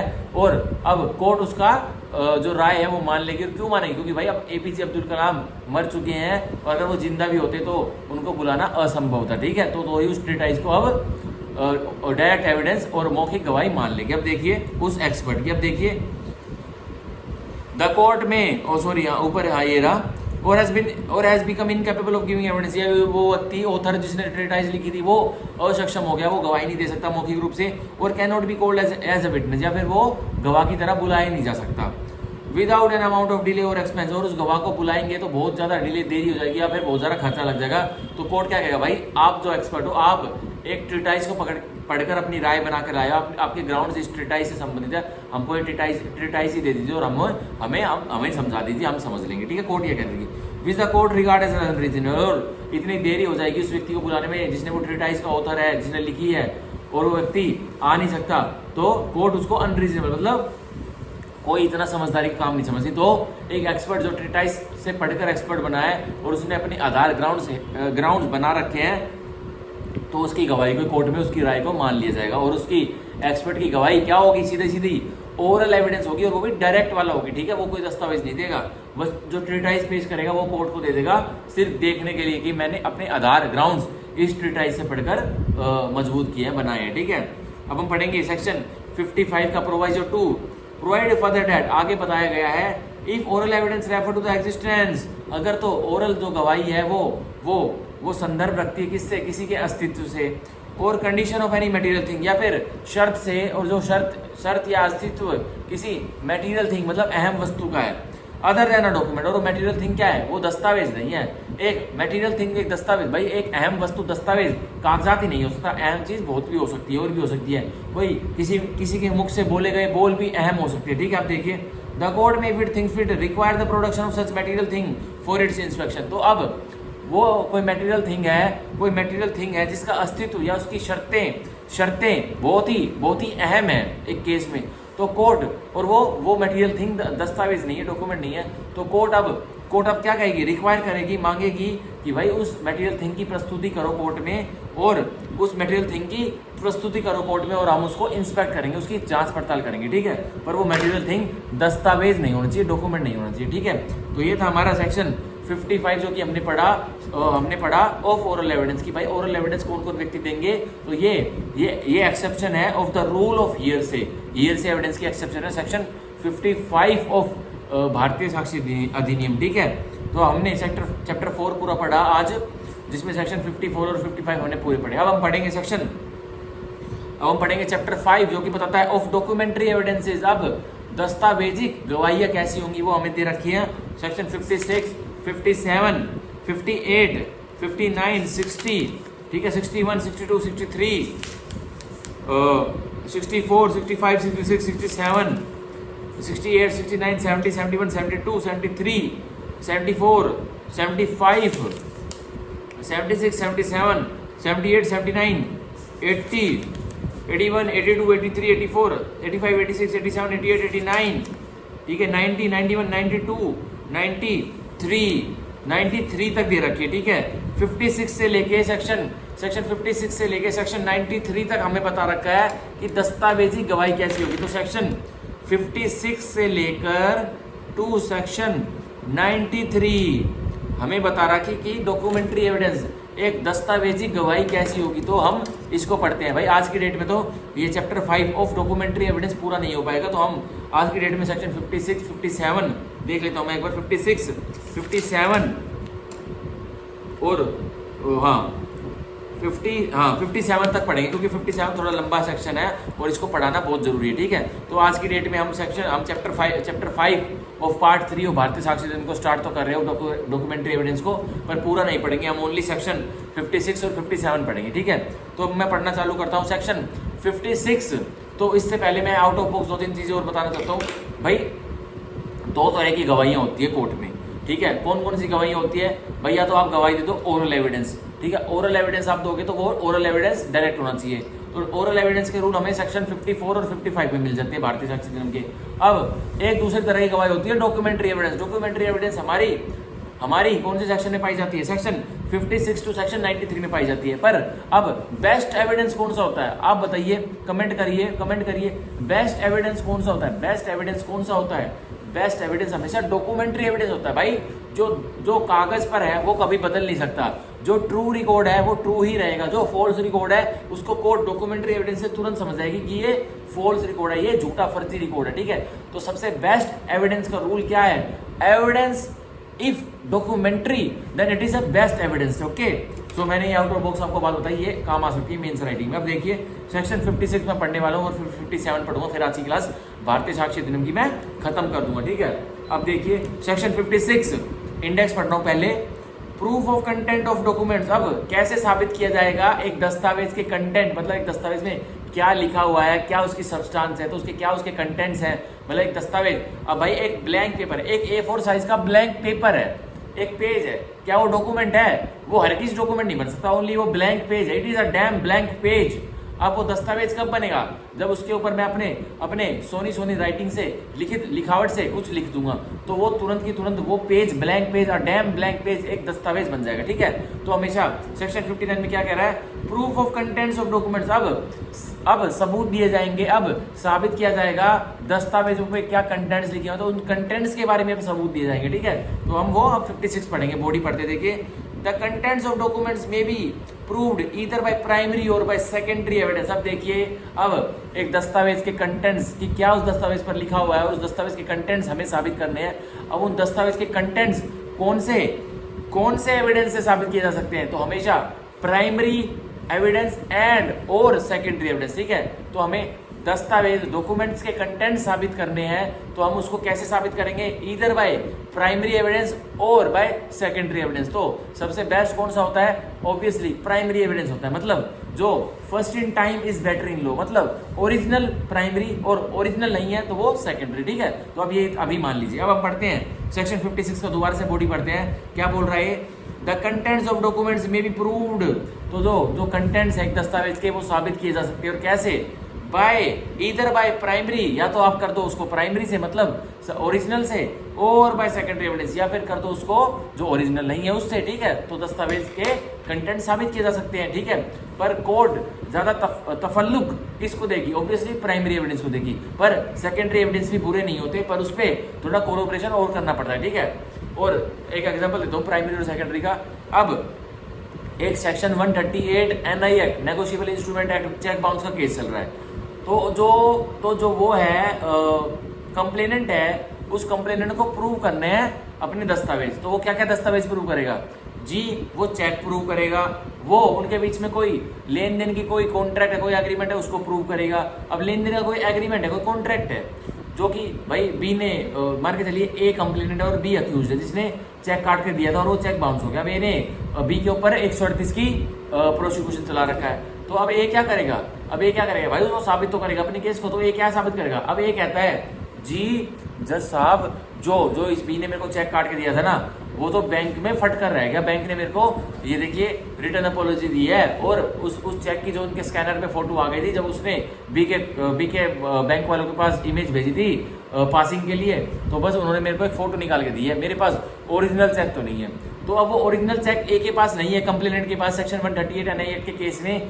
तो अब क्या होगा सीधा सीधा, अब वो सेकेंडरी एविडेंस दे रहा है, जो स्कैनर फोटोकॉपी वाले, जो बैंक वाले जो फोटोकॉपी दे रहे हैं, उसको निकाल के उस स्कैन्ड चेक की, जो कि वो उसने बैंक वालों ने बी के बैंक में भेजा था, एनकैशमेंट के लिए प्रेजेंट किया था।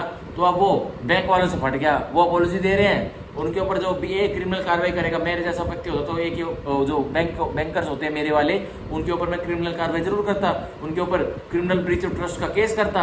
अब लेकिन बैंक वालों ने क्या किया, अपॉलॉजी लेटर दे दिया, और जिस ए ने जो चेक लगाया था, जो कि बी ने उसको दिया था चेक लगाने के लिए, अब वो बाउंस हो जाता है, पर वो चेक भी फटकर चूरा हो जाता है। अब कोर्ट में भाई फटा हुआ चेक क्यों लगाएगा वो, तो अब बैंक वाले उसको स्कैन्ड कॉपी ऑफ चेक दे देते हैं, एक फोटो कॉपी जो देते हैं चेक की।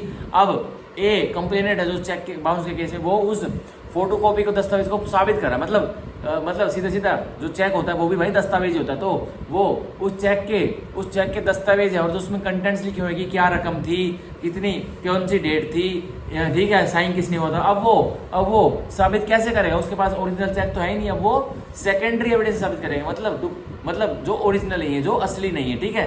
तो अब उसको कोलैबोरेशन करनी पड़ेगी, ठीक है। यही है सेकेंडरी और प्राइमरी में फर्क, ठीक है।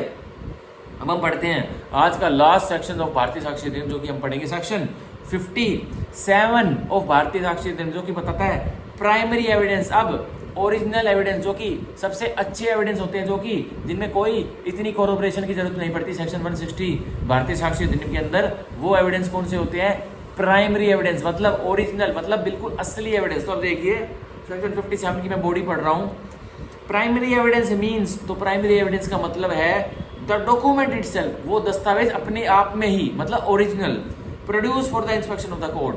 द डॉक्यूमेंट इटसेल्फ, वो दस्तावेज अपने आप में ही, और वो दस्तावेज प्रस्तुत किया गया है कोर्ट में, अदालत में, उसकी इंस्पेक्शन के लिए, ठीक है।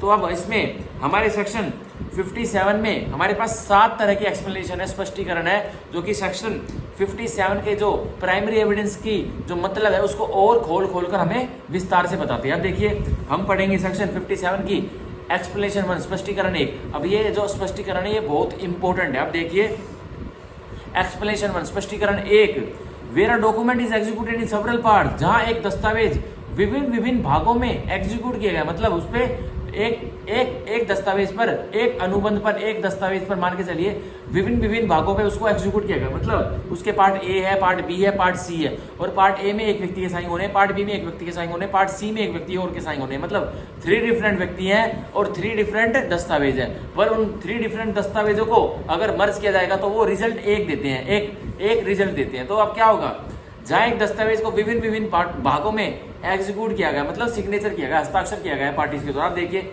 Each part is primary evidence of the document, तो हर एक वो भाग प्राइमरी एविडेंस है एक दूसरे के लिए, ठीक है। Each part is primary evidence of the document. अब वो जो ईच जो हर एक भाग है उन दस्तावेज का जो कि भाग में एग्जीक्यूट किया गया, तो हर एक भाग क्या है, प्राइमरी एविडेंस है किसका, उस दस्तावेज का, ठीक है। जो पार्ट ए बी सी मर्ज कर एक वो पेपर एक दस्तावेज बन रहा था, पर पार्ट ए पर एक ए ने साइन किया है, पार्ट बी पर एक बी ने साइन किया है, पार्ट सी पर एक व्यक्ति सी ने साइन किया है। लेकिन पार्ट ए बी सी जब कंबाइन हो रहे थे तो वो एक अफेक्ट अनुबंध का दे रहा था, जो कि एक अफेक्ट प्रोड्यूस होना है उस कॉन्ट्रैक्ट से, ठीक है। तो ये कह रहे हैं अब भाई ए ने साइन किए एक दस्तावेज के पार्ट पर, बी ने साइन किए और सी ने साइन किए। तो आप ये नहीं है कि आप ए को ही प्राइमरी एविडेंस मानोगे और बी और सी को आप सेकेंडरी मानोगे, नहीं भाई, ए भी यहाँ प्राइमरी एविडेंस है, बी भी प्राइमरी एविडेंस और सी भी प्राइमरी एविडेंस। और किसका प्राइमरी एविडेंस है? जो क्लब करके वो दस्तावेज रिजल्ट प्रोड्यूस करे उसके प्राइमरी एविडेंस है, ठीक है। तो ये हमारी स्पष्टीकरण 1 हुई। एक्सप्लेनेशन 1 हम पढ़ेंगे। एक्सप्लेनेशन 2 जो कि बताती है where a document is executed in counterpart, जहां एक दस्तावेज काउंटर पार्ट में एग्जीक्यूट किया गया था। मतलब काउंटर पार्ट क्या होता है? काउंटर पार्ट क्या होता है आगे बताऊंगा, आप देखिए। Each counter part being executed by one और सम ऑफ द पार्टीज ओनली। मतलब एक दस्तावेज, जो हमने एग्जांपल दिया कि एक दस्तावेज के बहुत सारे पार्ट है, मतलब विभिन्न तरह के पार्ट है, और लेकिन मतलब जो अब हमने जो पुराना एग्जांपल हमने एक्सप्लेनेशन 1 में दिया था उसमें तो बता रहा था कि पार्ट ए अलग है, वो अलग बातें बता रहा है, पार्ट बी अलग है, वो अलग बातें बता रहा है, पार्ट सी एक दस्तावेज का अलग है, वो अलग बातें बता रहा है, पर उसको कंबाइन करके एक फाइनल रिजल्ट बन रहा है एक कॉन्ट्रैक्ट का, ठीक है। अब वो तो था पार्ट, वो काउंटर पार्ट नहीं। जब काउंटर पार्ट क्या होता है भाई, ए के पास भी एक व्यक्ति ए है, उसके पास भी एक दस्तावेज है जो कि सेम बात बता रहा है, बी व्यक्ति है उसके पास भी वो सेम दस्तावेज है जो कि सेम बात बता रहा है, सी एक व्यक्ति है उसके पास भी एक दस्तावेज है जो कि सेम बात बता रहा है। मतलब उसमें कोई डिफरेंट टर्म्स नहीं है उस कॉन्ट्रैक्ट के, उन दस्तावेजों में वो सेम बात बता रहे हैं, और अब वो साइन होने उन व्यक्ति द्वारा, तो काउंटर पार्ट में होने मतलब हर एक व्यक्ति सेम चीज पर साइन कर रहा है, पर अपने ऑफिस में बैठ के अलग दस्तावेज में कर रहा है, ठीक है। पर दस्तावेज के टर्म्स, जो उसके इंटेंशन है, जो उसको फाइनल रिजल्ट कॉन्ट्रैक्ट को निकाल करके देना है, वो सेम है। अब देखिए क्या होगा, where a document is executed in counterpart, जहां एक दस्तावेज काउंटर पार्ट में एग्जीक्यूट किया गया है, मतलब हस्ताक्षर किया गया है और वो बना है, मतलब वो ड्राफ्ट किया गया है।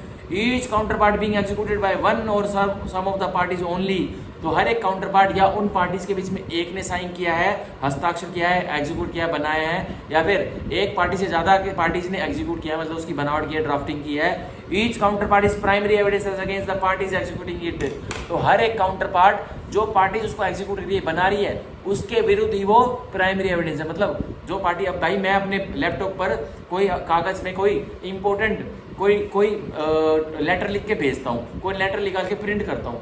अब मैं वो लेटर निकाल के प्रिंट करता हूँ तो मैं उस पर हस्ताक्षर करता हूँ। अब मैं जिस पर हस्ताक्षर करूंगा ना, तो वो जो मैंने अपने प्रिंटर से निकाल के जो दस्तावेज अपने लैपटॉप से वर्ड्स लिखे और एक कमांड दी प्रिंटर से, वो पेज निकल के आया। अब वो पेज पर एक डैम ब्लैंक पेज पर अब दस्तावेज छप चुका है, वो कंटेंट, अब वो सब्सटेंस छप चुकी है, वो डॉक्यूमेंट बन चुका है। अब उस डॉक्यूमेंट पर मैं मोहित डागर सिग्नेचर करता हूँ, एग्जीक्यूट करता हूँ। सिग्नेचर करना मतलब उसको पढ़कर एग्जीक्यूट कर दिया, मतलब उसको अब इन मोशन ला दिया। अब वो दस्तावेज मैं उसको डिनाई नहीं कर सकता कि वो मेरे द्वारा एग्जीक्यूट नहीं करता। अब भाई मेरे दस्तावेज तो वो मेरे विरुद्ध क्या है, प्राइमरी एविडेंस है, ठीक है। और व्यक्ति उसी सेम लेटर को, अब मान के चलिए मैं अमेजोन कंपनी का मालिक हूँ, HR हूँ, मान के चलिए मैं अमेजोन कंपनी का HR हूँ। अब मैं क्या कहता हूँ, अपने सारे एम्प्लॉयज को कहता हूँ कि आप एक लेटर निकालो, और क्या लेटर निकालो भाई, कोई काम से संबंधित मैं लेटर बोल देता हूँ। अब वो काम से मतलब मैं बोल देता हूँ उनको अपने एक दस्तावेज बनाओ, और उस डॉक्यूमेंट में क्या बनाओ, अपनी महीने की तुमने क्या तुमने बिलिंग की, क्या तुमने रिटर्न के ऑर्डर किए। मतलब अमेजोन तो भाई यही काम करता है, शॉपिंग ऑनलाइन कॉमर्स की साइट है, तो अपनी रिपोर्ट बना के मेरे को भेजो। तो अब वो जो मेरे एम्प्लॉइज हैं, जो मैं उनका HR हूँ, वो मेरे को अपनी बना के रिपोर्ट अपने लैपटॉप से, अपने प्रिंटर से निकाल करके भेजेंगे, उसको एग्जीक्यूट करेंगे अपनी रिपोर्ट्स को, और मेरे को भेज देंगे। तो अब जो मेरे पास उन मेरे एम्प्लॉइज का दस्तावेज निकल के आया, जो उन्होंने एग्जीक्यूट किया काउंटर पार्ट में, सबने अलग अलग किया है, ठीक है, उन्होंने अपने रिस्पेक्टिव रिपोर्ट्स बनाई है। तो अब जो रिपोर्ट मेरे पास आ गई, तो मैं उसको प्राइमरी डॉक्यूमेंट समझूंगा, प्राइमरी एविडेंस समझूंगा, और किसके प्रति वो होगा, उन व्यक्तियों के प्रति होगा जिन्होंने उसको एग्जीक्यूट किया, ठीक है। तो ये हमारी एक्सप्लेनेशन 2 स्पष्टीकरण 2 होती है, और सेक्शन 57 ऑफ भारतीय साक्षी अधिनियम। अब पढ़ेंगे एक्सप्लेनेशन 3 स्पष्टीकरण 3, where a number of documents are all made by one uniform process. अब बहुत सारे दस्तावेज एक ही यूनिफॉर्म प्रोसेस से बने हैं, मतलब कैसे, अब मान के चलिए कैसा वो यूनिफॉर्म प्रोसेस होता है। मतलब एक जो पुराने जमाने में टाइपराइटर था, तो टाइपराइटर वाला टाइपराइट करता था भाई, अपने एफर्ट्स लगा के टाइपराइट करता था, ठीक है। अब टाइपराइटर उसने कम से कम 5 डॉक्यूमेंट करे, और 5 दस्तावेज जो लिखावट है उसमें, जो सब्सटेंस जो कंटेंट है उसमें सेम है, और वो अब 5 व्यक्ति को एग्जीक्यूट करनी है।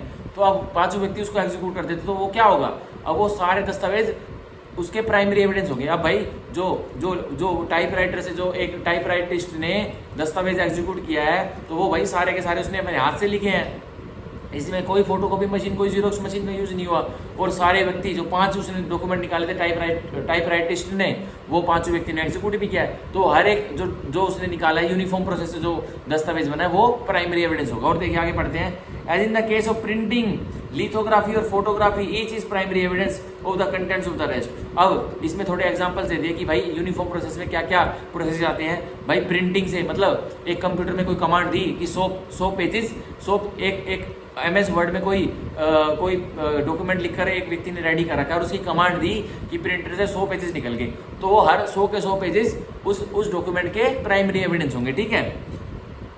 लिथोग्राफी, भाई लिथोग्राफी कुछ होती है, तो लिथोग्राफी से कुछ दस्तावेज बना है और वो कि एक ही यूनिफॉर्म प्रोसेस से बना है, तो हर एक दस्तावेज जो लिथोग्राफी हुआ है तो वो प्राइमरी एविडेंस है एक दूसरे का। अब देखिए, और फोटोग्राफी, या कोई फोटो क्लिक की है और एक फोटो क्लिक की है, तो उस फोटो क्लिक के कम से कम 50 फोटोज निकाल लिए, तो वो क्या होगी, वो फोटोज अपने आप में उस दस्तावेज की जो फोटो ओरिजिनल निकली थी उसकी प्राइमरी एविडेंस होगी। अब देखिए, each is primary evidence of the contents of the rest. तो हर एक प्रिंटिंग कॉपी, हर एक लिथोग्राफिक कॉपी, हर एक फोटोग्राफिक कॉपी प्राइमरी एविडेंस होगा दूसरे के प्रति। मतलब तो अब मैंने MS वर्ड में MS वर्ड में एक लेटर लिख दिया और पहले मैंने एक पेपर को की कमांड दी अपने प्रिंटर को कि वो एक पेपर प्रिंट करे। मैंने यहाँ देख लिया कि ऑल ओके है, मैंने उसको रख दिया, तो वो सिर्फ वो जो एक पेपर मैंने अपने देख कर रख दिया, तो वो ही प्राइमरी एविडेंस नहीं रहेगा, सिर्फ मतलब ओके एविडेंस, प्राइमरी एविडेंस नहीं रहेगा। अब मेरे को 49 दस्तावेज और मैं प्रिंट करता हूँ वो सेम वाले, तो वो भी भाई प्राइमरी एविडेंस ही रहेंगे। ठीक है। तो ऐसा ही प्रिंटिंग में, लिथोग्राफी में और फोटोग्राफी में जो दस्तावेज निकल करके आते हैं, कॉपीज वगैरह उनकी, जो कि एक ही यूनिफॉर्म प्रोसेस से निकल के आती है, वो प्राइमरी एविडेंस है दूसरों के लिए। मतलब फोटो जो प्रिंटिंग कॉपी 1 है वो प्रिंटिंग कॉपी 2 की प्राइमरी एविडेंस है, प्रिंटिंग कॉपी 2 है वो प्रिंटिंग कॉपी 3 की प्राइमरी एविडेंस, ऐसे होता है। ठीक है। फोटोग्राफ 1 है और सेम फोटोग्राफ 2 है, तो वो आपस में एक ही अगर यूनिफॉर्म प्रोसेस से वो निकाली गई थी, तो वो प्राइमरी एविडेंस है एक दूसरे के लिए। अब एक और एग्जाम्पल लेते हैं, कैनवस कैमरा होता है जो कि on the spot photo shoot कर देता है और प्रिंट कर देता है। ठीक है। अब उस कैनवस कैमरा ने एक व्यक्ति ने क्या किया, एक मर्डर स्पॉट की फोटो निकाली, क्लिक की और क्या किया, उस मर्डर स्पॉट की 10 फोटो प्रिंट कर दी तुरंत, जहाँ पे मर्डर वो ऑफेंस हुआ था। ठीक है। तो अब वो 10 फोटो जो प्रिंट हुई ना, तो वो ये नहीं कह सकते कोई व्यक्ति कि एक फोटो ही प्राइमरी एविडेंस होगी, वो 9 फोटो प्राइमरी एविडेंस नहीं भाई, वो सेम यूनिफॉर्म प्रोसेस से निकले थी, तो वो 10 की 10 फोटो प्राइमरी एविडेंस होगी एक दूसरे के लिए। ठीक है। तो ये हमारी बोलता है एक्सप्रेशन 3। इसका लेटर पार्ट पढ़ लेते हैं।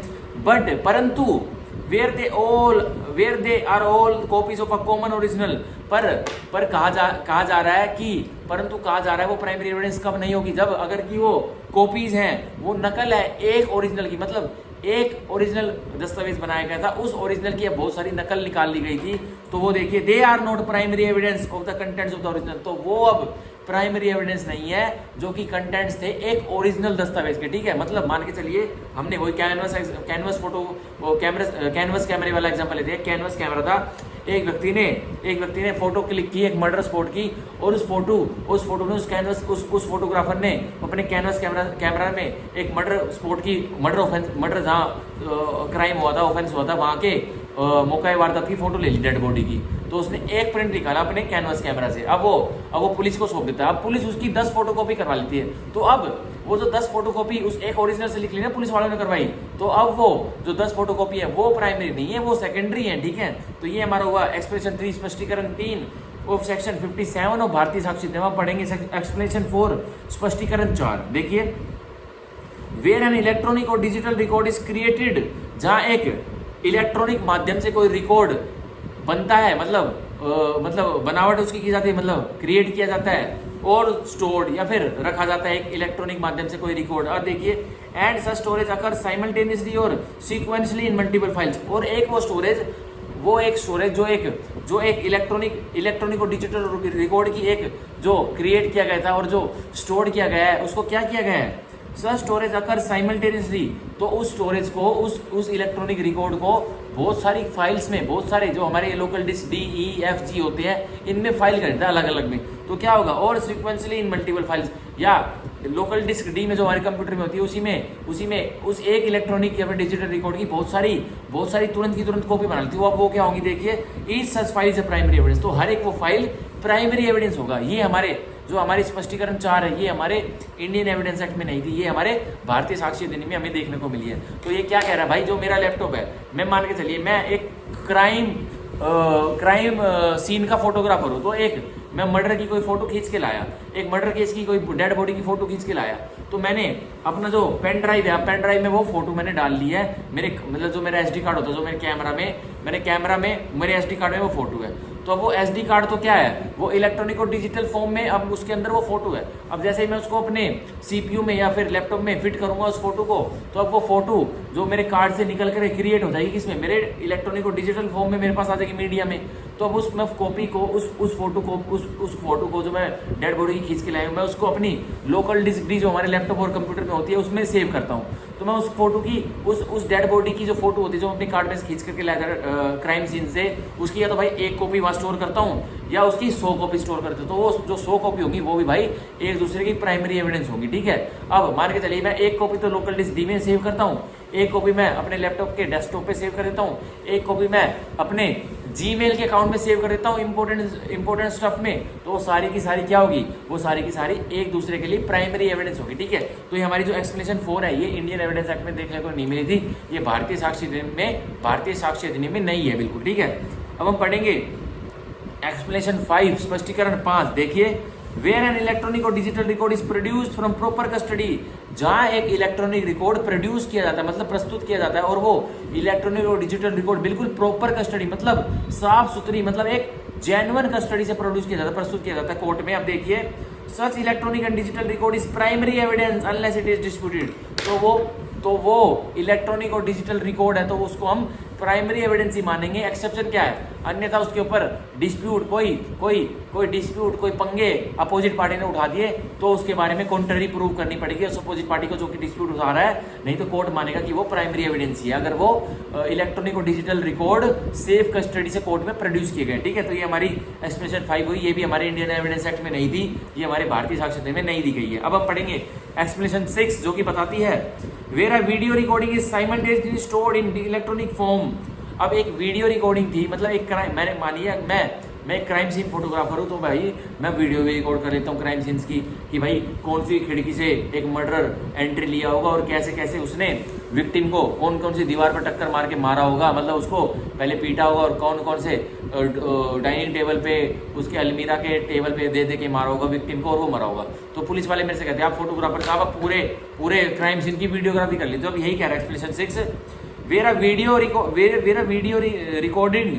Video recording is simultaneously stored in electronic form, जहाँ वीडियो रिकॉर्डिंग मैंने स्टोर्ड की साइमल्टेनियसली और इलेक्ट्रॉनिक फॉर्म में की। भाई एक बार तो मैंने अपने हैंडी कैम में कर ली वीडियो रिकॉर्ड, अपने मेमोरी कार्ड में, अब मेमोरी कार्ड में तो मेरी वीडियो वो पड़ी है उस क्राइम सीन की, अब मैं उसको अपने जाके घर लैपटॉप में उस मेमोरी में लैपटॉप की लोकल डिस्क डी में भी सेव कर लेता हूँ और मेरे मेमोरी कार्ड में पड़ी। अब देखिए क्या कह रहा है, एंड ट्रांसमिटेड और ब्रॉडकास्ट और ट्रांसफर टू अनदर। अब वो वीडियो रिकॉर्डिंग मैंने अपने मेमोरी कार्ड से ट्रांसमिट की अपने लैपटॉप में, ठीक है, तो वो ट्रांसमिट हो गया मेरे कैमरे के मेमोरी कार्ड से सीधा मेरे लैपटॉप में गया। और देखिए, और ब्रॉडकास्ट, या फिर मैंने वो वीडियो रिकॉर्डिंग वो न्यूज़ वाले को दे दी, उन्होंने ब्रॉडकास्ट कर दी लाइव। अब देखिए, और ट्रांसफर टू अनदर, या फिर मैंने अपने जीमेल के अकाउंट के द्वारा वो वीडियो रिकॉर्डिंग की फाइल बनाई और ट्रांसफर कर दी एक दूसरे को। अब देखिए, एक दूसरे जीमेल अकाउंट में, अब देखिए, each of the stored recording is primary evidence. तो हर एक वो स्टोर्ड रिकॉर्डिंग जो होगी, जो मैंने अब स्टोर्ड रिकॉर्डिंग की थी, अब वो मैंने अपने हैंडी कैम से लेके अपने लैपटॉप में डाल दी।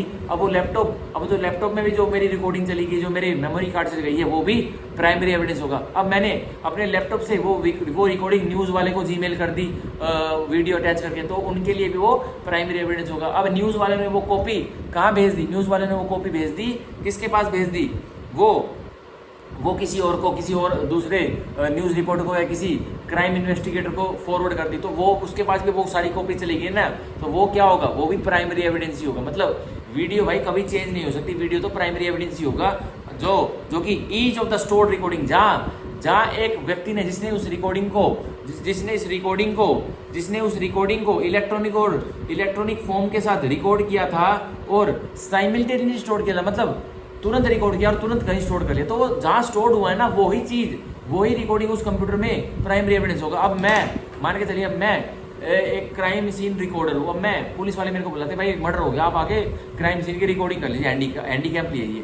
अब मैं हैंडी कैम लेके जाता हूँ, उस हैंडी कैम में भाई एक मेमोरी कार्ड भी होता है, मेमोरी कार्ड में बहुत सारी वीडियो रिकॉर्डिंग में क्राइम सीन की बना लेता हूँ।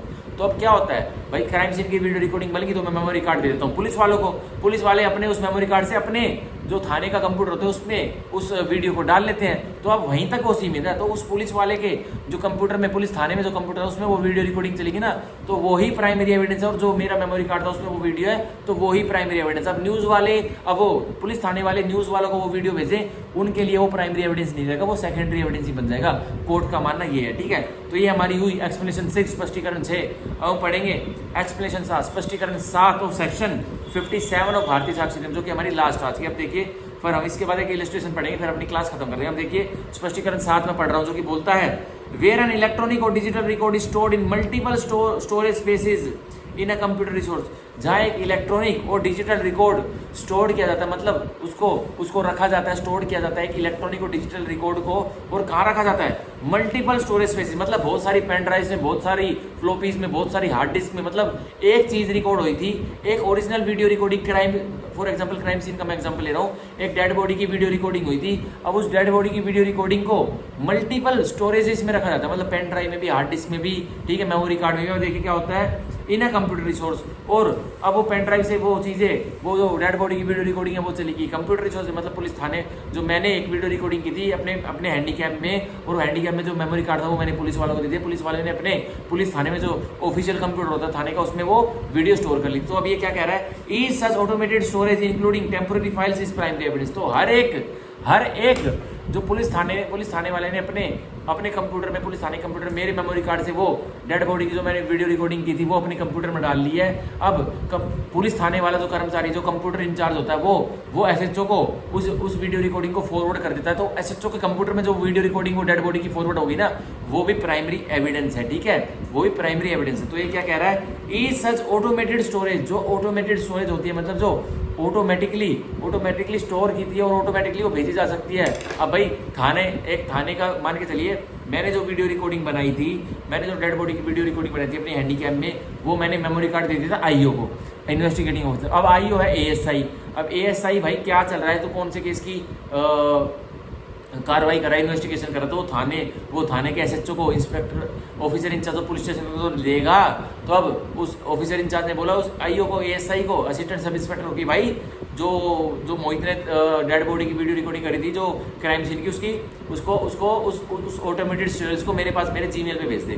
तो अब जो एसएचओ के पास, जो ऑफिसर इंचार्ज होता पुलिस स्टेशन के पास, उस एएसआई ने वो वीडियो जीमेल कैसे फॉरवर्ड करी, या कोई भी सरकारी कोई भी ऐप होगा जिसके द्वारा ये हाईली कॉन्फिडेंशियल चीजें जाती हैं, उसके द्वारा ऑटोमेटेड स्टोरेज करी, तो वो भी प्राइमरी एविडेंस माना जाएगा। अब अगर ऑफिसर इंचार्ज उस वीडियो को लेकर के आता है उस कंप्यूटर में से निकाल के अपनी पेन ड्राइव में, तो कोर्ट उस पर डिस्प्यूट नहीं कर सकता कि ये प्राइमरी एविडेंस नहीं है, नहीं, इसका सोर्स ऑटोमेटेड है।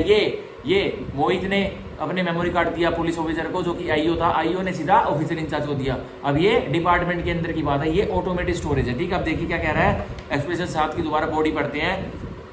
वेयर एन इलेक्ट्रॉनिक और digital record is stored in multiple storage spaces, जहाँ इलेक्ट्रॉनिक रिकॉर्ड मतलब एक इलेक्ट्रॉनिक माध्यम से कोई रिकॉर्ड है, कोई फाइल है, मान के चलिए मैं वीडियो की बात करूँ, कोई फाइल है, कोई फाइल हो सकती है भाई, कोई ये पीडीएफ फाइल, कोई x JPG file, JPEG file, ये सारी इलेक्ट्रॉनिक रिकॉर्ड में ये सारी इलेक्ट्रॉनिक रिकॉर्ड है, और ये कहाँ स्टोर कर रखी है, किसी पेन ड्राइव में, किसी कंप्यूटर में, किसी हार्ड डिस्क में, किसी फ्लोपी में। तो अब ये कह रहा है इन अ कंप्यूटर रिसोर्स, और अब उस पेन ड्राइव में, हार्ड डिस्क में या फ्लोपी ने वो स्टोर कर दी वो इलेक्ट्रॉनिक फाइल किसी कंप्यूटर रिसोर्स, मतलब एक कंप्यूटर में। अब कंप्यूटर क्या होता है भाई, सीपीयू होता है, मतलब जो सीपीयू होता है और लैपटॉप होता है, ये होता है। अब देखिए ईच सच ऑटोमेटेड स्टोरेज, अब हर एक वो स्टोरेज जो इलेक्ट्रॉनिक फाइल की किस्मत हुई है, ईच सच ऑटोमेटेड स्टोरेज, जो कंप्यूटर रिसोर्स में वो स्टोरेज हुई है ऑटोमेटेड, इंक्लूडिंग टेम्पररी फाइल्स, और साथ में शामिल क्या है, कोई उस ओरिजिनल वीडियो क्लिप की, कोई उस ओरिजिनल पीडीएफ फाइल की कोई कॉपी भी उस कंप्यूटर में पेस्ट कर ली गई, कॉपी पेस्ट, तो वो भी क्या होगा, इज द प्राइमरी एविडेंस, तो वो भी एक प्राइमरी एविडेंस होगा, ठीक है, वो फाइल, वो इलेक्ट्रॉनिक और डिजिटल रिकॉर्ड, ठीक है। तो ये हमारा होगा सेक्शन 57 ऑफ भारतीय साक्षी अधिनियम, जिसकी 7 एक्सप्लेनेशन थी। तो इसमें जो एक्सप्लेनेशन 4 है, 5 है, 6 है, 7 है, ये नई ऐड की गई है, ठीक है। 4, 5, 6, 7 ये नई ऐड की गई है सेक्शन 57 ऑफ भारतीय साक्षी अधिनियम। अब इसका एक इलस्ट्रेशन पढ़ेंगे, फिर क्लास को खत्म करते हैं। देखिए इलस्ट्रेशन ऑफ सेक्शन 57 जो कि कहता है a person is shown to have been in possession of a number of प्लाकार्ड्स।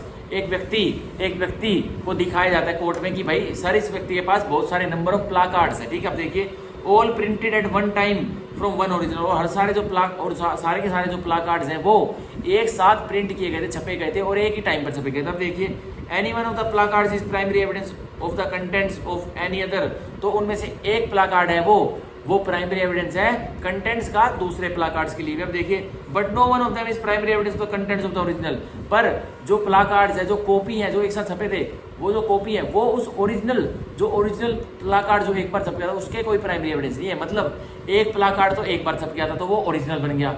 अब दोबारा से एक ही टाइम पर अब मान के चलिए 100 प्लाकार्ड एक व्यक्ति ने छापने थे, तो उसने पहले एक प्लाकार्ड छापा तो देख लिया ये ओके है, वो रख दिया, अब तो वो ही ओरिजिनल होगा। अब 99 जो प्लाकार्ड छपे ना वो ओरिजिनल नहीं होंगे, वो प्राइमरी एविडेंस नहीं होंगे उस ओरिजिनल प्लाकार्ड के, ठीक है। तो ये हमारा हुआ सेक्शन 57 की इलस्ट्रेशन ही पूरी। तो आज हमारी क्लास यहीं खत्म होती है, जिसमें मैंने सेक्शन आपको कौन कौन से पढ़ाए। मैंने आपको सेक्शन पढ़ाया 51 टू सेक्शन 57, ठीक है। तो कल वाली वीडियो में हम भारतीय साक्षी अधिनियम की सेक्शन 58 के बाद वाले सेक्शन पढ़ेंगे, ठीक है। तो आज वाली वीडियो हमारी यहीं खत्म होती है, जिसमें मैंने सेक्शन आपको पढ़ाए भारतीय साक्षी अधिनियम के सेक्शन 51 टू सेक्शन 57, ठीक है। तो अब कल पढ़ेंगे भारतीय साक्षी अधिनियम को। तो आज के लिए टाटा बाय बाय। अब मैं थोड़े देर के बाद मतलब 2-4 घंटों बाद भारतीय न्यायिक संहिता भी पढ़ाऊंगा और भारतीय नागरिक सुरक्षा संहिता भी पढ़ाऊंगा, तो उसकी वीडियो आपको जल्द अवेलेबल हो जाएगी, ठीक है। तो आप कभी भी ये वीडियो देख रहे हो तो तुरंत इन प्रोविजंस को, इन प्रावधानों को पढ़ लेना, तुरंत एकदम से समझ में आ जाएगा, ठीक है। सो आज की वीडियो यहीं खत्म होती है। So bye bye, take care, thank you, bye bye, take care, thank you.